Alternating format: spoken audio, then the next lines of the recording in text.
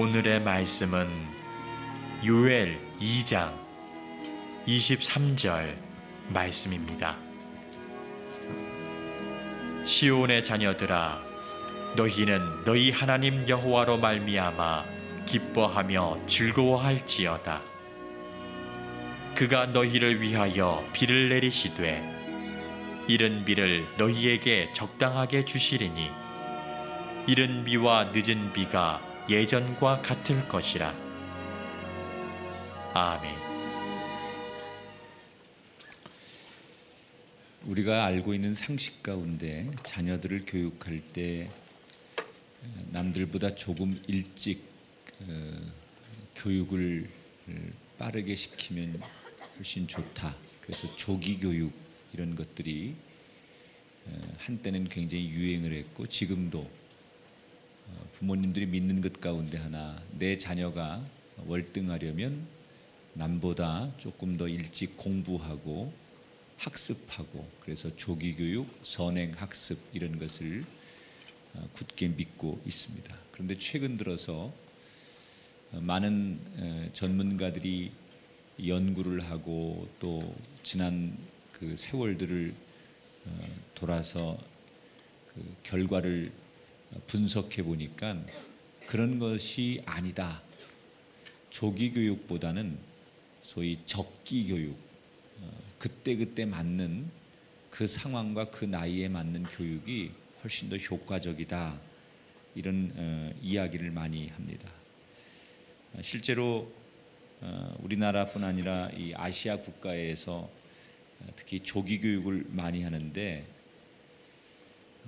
선행 학습, 미리 예를 들어서 초등학교 다니는 아이들이 중학교까지 공부하고, 중학교 다니는 아이들은 고등학교까지 공부하고, 이런 아이들하고 그냥 그 학년대로 주어지는 대로 공부를 하는 아이들하고 비교를 해봤더니 오히려 선행 학습을 하고 조기 교육을 받은 아이들보다도 그 나이와 그 상황에 맞게 교육을 받는 아이들이 나중에 결과적으로 훨씬 더 성적도 좋고, 특히 사회성, 인간관계 이런 모든 면에 있어서 월등한 것으로 그렇게 조사가 됐어요. 그래서 우리가 믿는 것처럼 아이들을 조금 더 많이 가르치고 일찍 가르치고, 그래서 같은 아이보다 더 많은 걸 안다고 해서 그 아이가 결국 좋은 결과를 가져오지 않는다. 이런 결론을 냈습니다. 뭐든지 적절할 때가 좋은 거예요. 계절도 그 계절에 맞게 살고 그 계절 음식을 먹어라. 이런 얘기를 많이 하잖아요. 근데 그걸 만약에 거스리게 되면 하나님이 우리를 창조할 때 낮과 밤을 구분하시고 또 계절을 다 이렇게 구분해 놓으셨는데, 그걸 인간이 마음대로 인위적으로 우리가 낮과 밤을 거꾸로 산다거나 계절을 거슬러 산다면 그것이 결국 우리들에게 유익이 아니라 해가 된다는 거예요. 여러분, 이제 우리는 11월, 이제 겨울을, 가을 끝자락에서 겨울을 시작하는 이런 계절, 또 한 해를 어떻게 보면 이제 잘 끝을 보면서 마무리해야 하는 달력의 12달 가운데 11번째 달력을 맞이하는 이런 시점에 와 있어요. 과연 우리에게 주어진 이 11월은 어떻게 살아야 될까?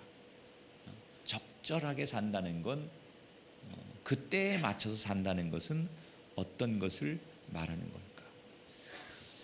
우리 욕심에는 조금 먼저 가면 좋을 것 같아. 남들보다 조금 먼저 가고 남들보다 조금 먼저 이루면 좋을 것 같지만, 여러분 곰곰이 생각해 보세요.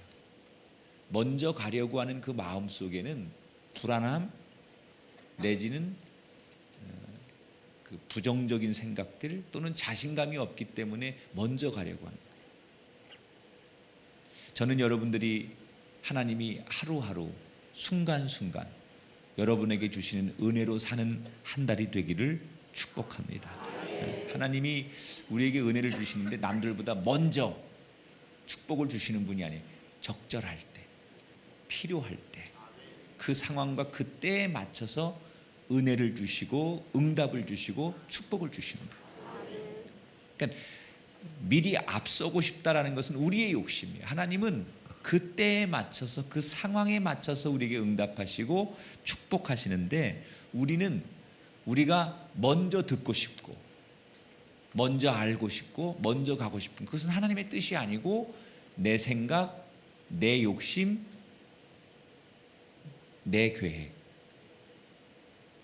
이걸 잘 구분할 수 있어야 된다. 그럼 하나님이 주시는 적절한 때라는 건 언제냐? 요엘 2장 12절에 보면 하나님께 마음을 다하여 돌아오는 때 이렇게 말했어요. 한번 읽어볼까요? 시작.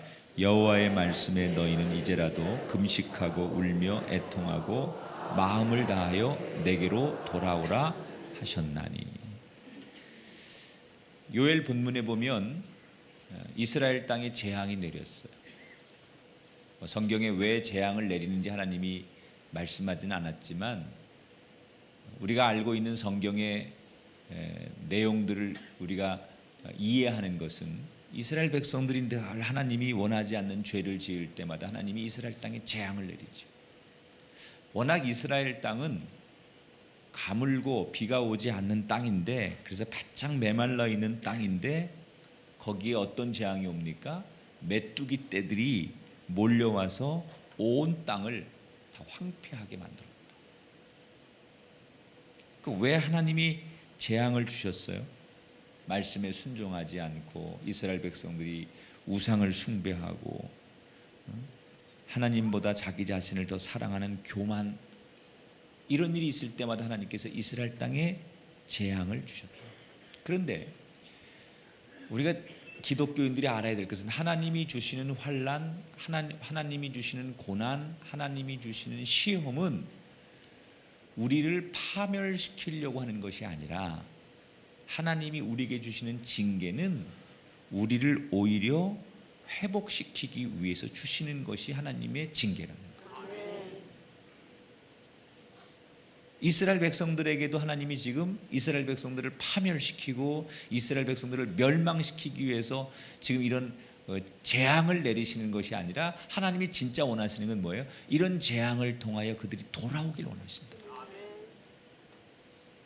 오늘 아까 화면을 통해서 우리가 영상에서 만났던 것처럼 감사는 발견해내는 거예요. 여러분 삶의 고난이 그게 하나님이 내게 주시는 고난이라고 한다면 그 고난까지도 나를 사랑하시는 하나님의 마음이고 은혜임을 깨닫게 되시기를 축원합니다. 요엘 선지자를 통해서 하나님 주시는 메시지는 뭐예요? 내게로 돌아오라. 하나님 아버지께로 돌아오라.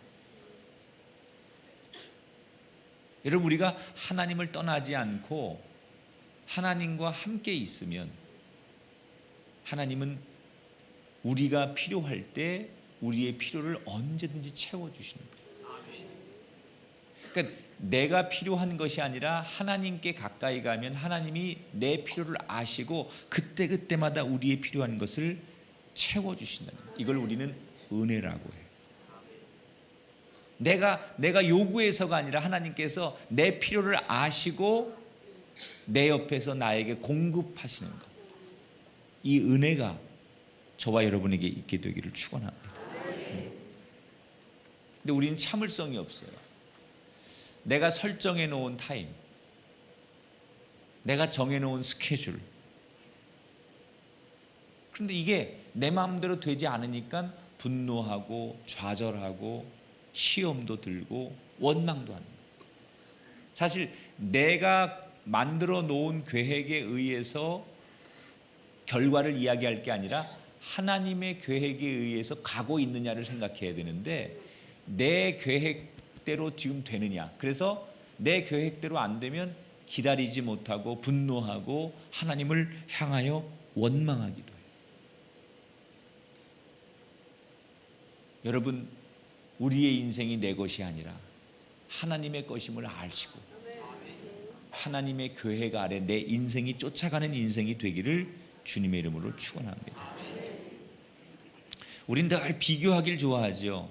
누군가와 나를 비교하면서 하나님의 은혜는 아랑곳하지 않고 저 사람보다 내가 더 잘 되고 더 많아야 하고 내가 생각하는 기준대로 돼야만 그게 하나님의 은혜라고 생각해요. 그런데 하나님은 그렇지 않거든요. 우리에게 맞는 옷을 입혀주세요.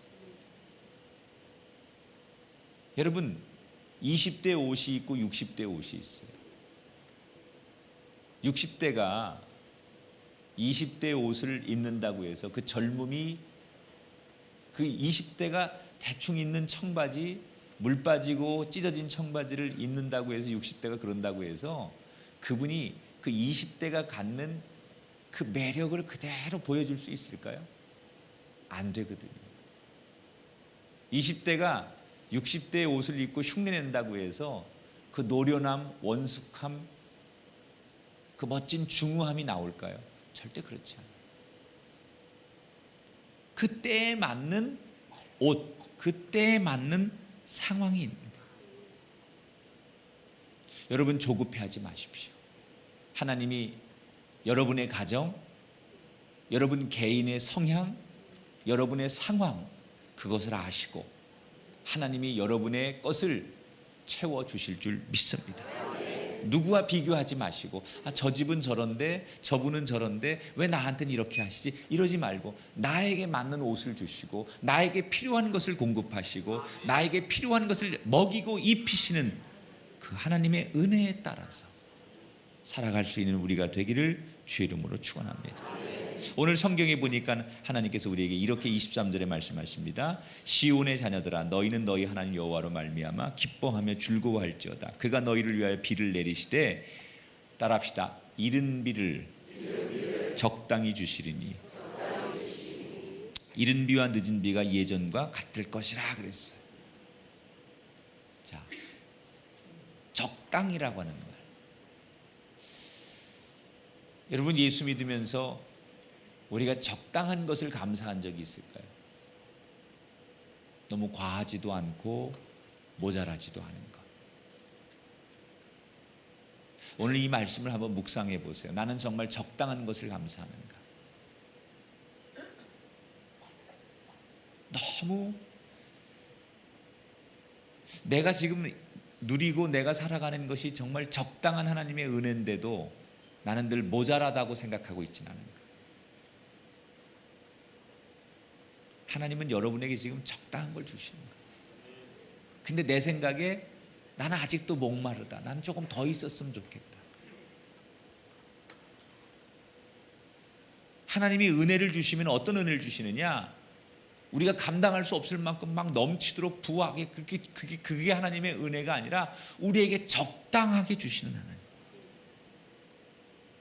지금보다 물질이 더 많으면 아마 여기에 이 새벽 예배에 안 나올 사람이 내가 볼 땐 700명은 넘을 것 같아요. 우리 생각엔 하나님이 나 지금보다 조금만 더 주시면 좋을 것 같은데.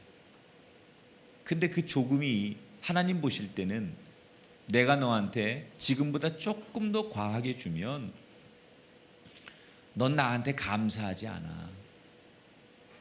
오히려 그것 때문에 이 새벽에 분명히 너는 어제 늦게까지 어디 가서 술 먹고 그 돈 자랑하느라고 너 그러다가 이 새벽에 나한테 안 나오지.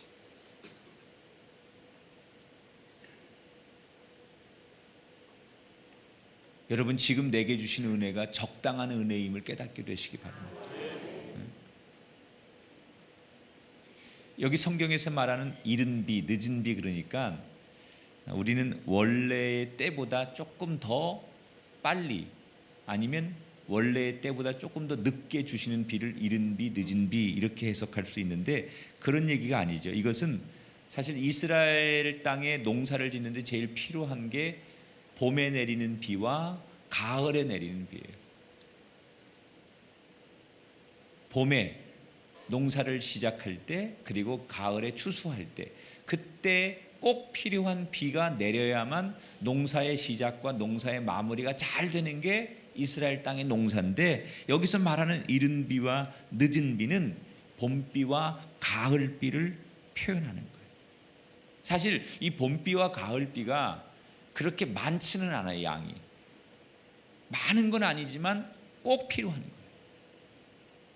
여러분, 우리가 지금 우리나라가 지금 이렇게 가물어 있습니다. 충청도에 가니까 어느 마을을 가니까 계속 1시간 간격으로 이장님이 방송을 하더라고요. 몇 주 전에 제가 가서 우연히 들었는데 마을 이장입니다 그러면서 광고를 계속 하시는데 확성기되고 양치한 물을 절대 버리지 마시고 그거 모아뒀다가 화장실 변기에 부으시고 40년 만에 가뭄인데 뭘 어떻게 하시고 계속 방송을 해요. 아, 정말 가물었구나. 이렇게까지 방송하고 이렇게까지 강제로 물을 공급하는 걸 중단하겠다고 하니까, 단수하겠다고 하니까 얼마나 가물었는지. 여러분, 너무 많은 비를 주면 홍수가 내리지 않습니까? 너무 많은 비가 한꺼번에 내리면, 폭우가 쏟아지면 비 피해를 입지 않습니까? 그런데 또 그 비가 몇 개월만 내리지 않아도 이렇게 가물어 메마른 땅이 우리 땅이에요. 오는 듯 안 오는 듯 그냥 적당히 하나님께서 일주일에 한 번씩, 한 달에 몇 번씩 비를 주시는 것, 그것이 은혜예요. 우리는 구질구질하게 왜 이렇게 비가 자주 오지? 라고 생각할지 모르지만 그게 하나님의 은혜예요. 너무 많이도 아니고 너무 적은 것도 아닌, 꼭 필요한 때에 주시는 비. 오늘 성경이 우리에게 주시는 말씀, 이른 비와 늦은 비. 여러분, 이 은혜와 축복이 우리의 가정 속에, 여러분의 인생 속에 이 땅에 임하게 되기를 주의 이름으로 축원합니다. 적당한 양.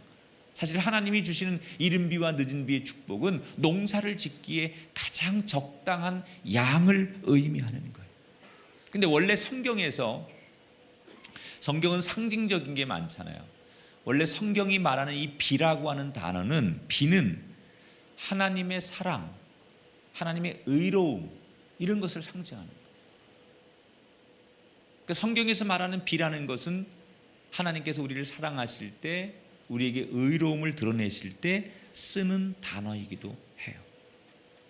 그러니까 이 말을 바꿔 말하면 꼭 하나님께서 적당한 때에 봄비와 가을비를 주시겠다라고 하는 의미도 있지만, 그 의미 너머에는 어떤 뜻이 있느냐면, 하나님께서 우리를 고통스럽게, 우리를 좌절스럽게, 우리를 힘들게 하는 모든 악한 세력들을 물리쳐 주시고, 그때마다 우리 편이 되어 주시고 우리와 함께 하시겠다. 이른 비와 늦은 비라고 하는 축복은 하늘에서 내리는 비만을 얘기하는 것이 아니라, 우리가 살아가는데 오늘 하루 동안도 우리가 어느 곳에 가서 누구를 만나든 필요하면 하나님께서 개입해 주시고, 우리에게 지혜를 주시고, 우리 입술에 권세를 주시고, 우리 마음에 담대함을 주시고, 그래서 우리가 그 어려움 속에서, 고난 속에서 굴복하고 무너지거나 시험 들지 않도록 우리와 함께 하시겠다는 하나님의 무지개 약속 같은 말씀이에요. 여러분, 이 하나님의 이른 비와 늦은 비의 축복을 받으려면 어떻게 해야 될까요? 가장 적당한 축복을 받는 방법은 뭘까요? 늘 하나님과 동행하는 거예요. 일주일에 한 번 만나는 하나님이 아니라 나의 삶에 늘 동행하는 하나님. 여러분, 11월을 시작하면서 이번 한 달은 내가 무슨 일이 있어도 주님 손 놓지 않으리라. 다른 거 다 놓쳐도 주님 손만큼은 놓지 않고 한 달 주님과 동행하며 살리라. 물론 주님이 내 손을 잡는 것도 중요해요. 그러나 내가 주님의 손을 뿌리치지 않으려고 하는 의지와 노력이 있을 때 주님과 동행하는 거예요. 내 의지와 상관없이 주님이 내 손을 붙들고 끌고 가는 건 끌려가는 거죠. 그건 동행이라고 말할 수 없어요. 여러분, 동행은 주님이 내 손을 잡아주실 때 나 역시 동의하고 그 주님 손을 놓지 않으려고 의지적으로 그 주님의 손을 맞잡을 때, 그리고 함께 걸을 때 동행이라고 하는 거죠. 나는 원하지 않는데 주님 내 곁을 떠나지 않으시려고 나를 질질 끌고 가는 것은 강제성 있는 거죠. 그것은 동행이라고 말할 수 없어요. 물론 하나님은 나를 떠나지 않으세요. 나를 죄악 가운데 건져주시고 시험 가운데 건져주시는 분이에요. 때로는 강압적으로 내 손을 잡아 이끌기도 하시는 분이에요. 그러나 성경이 말하는 이 동행이라고 하는 것은 하나님의 이끄심 그것 위에 내 의지적인 순종과 결단이 합해질 때 오늘 성경이 말하는 아름다운 동행은 이루어지는 거예요. 그 동행이 이루어질 때 하나님은 우리를 가장 적절한 곳으로 적당한 때에 이른 비와 늦은 비로 우리를 축복하여 주실 줄 믿습니다. 11월 한 달 깨어 하나님의 손을 붙들고 동행하셔서 오늘 이스라엘 땅에 재앙이 왔지만 너희들은 내게로 돌아와라. 내게로 돌아와 내 손을 잡고 동행하면 내가 너희에게 이른 비와 늦은 비 가장 필요한 것을 알아서 채워주리니 내게로 돌아오기만 하거라. 이 말씀을 기억하면서 우리의 인생, 우리의 가정 하나님께로 돌아가기를 결단하는 이 아침 그리고 11월 한 달이 되시기를 주님의 이름으로 축복합니다.